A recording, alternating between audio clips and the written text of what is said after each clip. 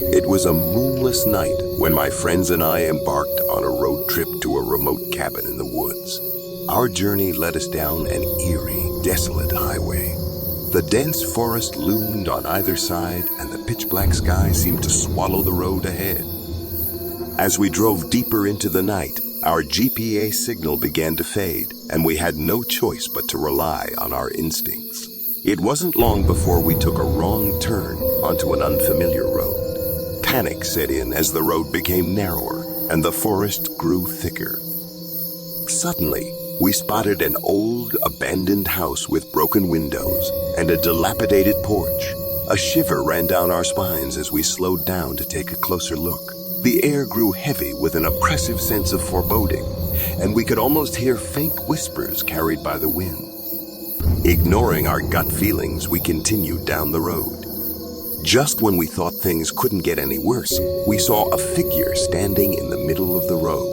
It was a pale, disheveled woman with long, tangled hair, her eyes, dark and hollow, fixated on us with a haunting intensity. In sheer terror, we stopped the car and hesitated. The woman's lips moved, but no sound came out. Then, out of nowhere, a group of ghostly figures emerged from the woods, surrounding our car. Their tattered clothes hung from their emaciated frames, and they had hollow eyes like the woman. Desperation took over as we tried to back up and escape, but the car wouldn't budge. The ghosts drew closer, and one by one, they began to press their icy hands against the windows, their mournful wails filling the night. My heart pounded as I realized we were trapped. The woman in the road was now inches away from my window, and her cold, clammy hand reached out to touch my cheek. I couldn't move or scream. I was paralyzed with fear. With an agonizing whisper, she uttered, "Help us." Suddenly, the car started, and we sped away from the nightmarish scene. It was a miracle that we escaped, and as we drove down the right path, we vowed never to return to that forsaken highway. It was a cold winter's night when I had to travel alone on a desolate highway. My car had broken down, and the nearest town was miles away. Desperation gnawed at me as I trudged along the dark road, hoping to find help from someone.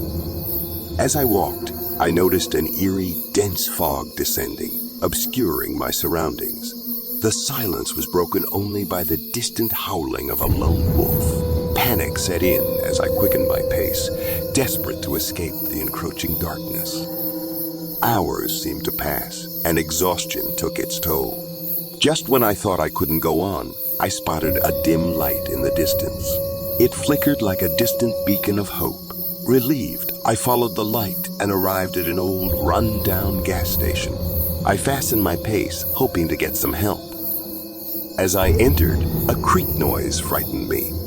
The gas station, which looked all working from the outside, was empty and scary from inside. Suddenly, gas station attendant appeared with a weird smile on his face. He was an elderly man with a weary, haunted look in his eyes and warned me that I should leave before it's too late. His cryptic words sent shivers down my spine. My gut feeling was saying not to take his help, but I had no choice. I quickly bought some stuff and repaired my car. After fixing my car, I set out on the highway once again, only to find that the fog had thickened. The road seemed never-ending, stretching on into infinity. Panic returned as I realized that I was trapped in a nightmarish loop, unable to escape. As I drove, I saw eerie apparitions on the side of the road, ghostly figures in tattered clothes. They reached out toward me, their faces twisted in agony. The howling of the wolf grew louder, echoing in my ears. The apparitions seemed to beckon me, their eyes pleading for something I couldn't understand. Their mournful cries filled the air, and I felt a growing sense of dread.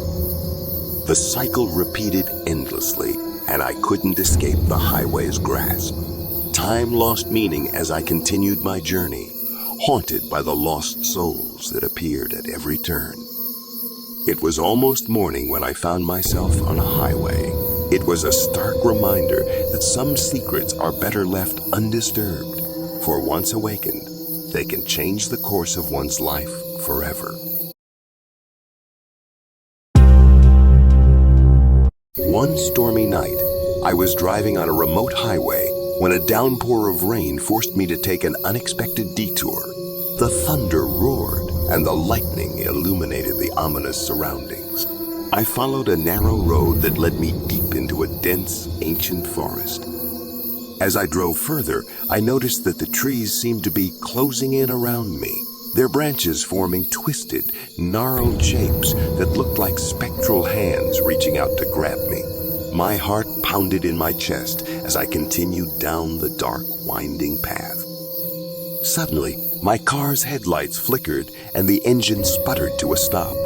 Panic washed over me as I realized I was stranded in the heart of the forest, far from any civilization. With no other choice, I decided to explore on foot, searching for help. The rain had turned into a torrential downpour, soaking me to the bone. As I trudged through the mud, I stumbled upon an old, decrepit cabin hidden among the trees. The cabin's windows were shattered, and it exuded an aura of malevolence. Cautiously, I entered the cabin, and a nauseating stench assaulted my senses. The interior was in shambles with broken furniture and faded photographs of people long gone. It felt like the lair of a deranged hermit.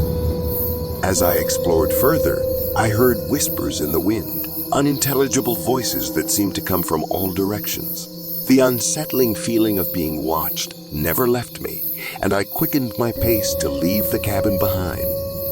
Back outside, I stumbled upon a makeshift graveyard filled with unmarked, weathered graves. The realization hit me like a ton of bricks. I had ventured into a place of darkness, a place where the dead did not rest in peace. That's when I heard the distant wailing of spirits, the anguished cries of the forsaken souls. The forest seemed to come alive with shadowy figures that encircled me, their mournful faces illuminated by flashes of lightning. As the spirits drew nearer, their ghastly faces contorted with torment. I knew I had to make a run for it. I sprinted through the forest, the thunder and rain providing a chaotic symphony to my escape. Miraculously, I found my car and sped away from that cursed detour, vowing never to return to the haunted forest again.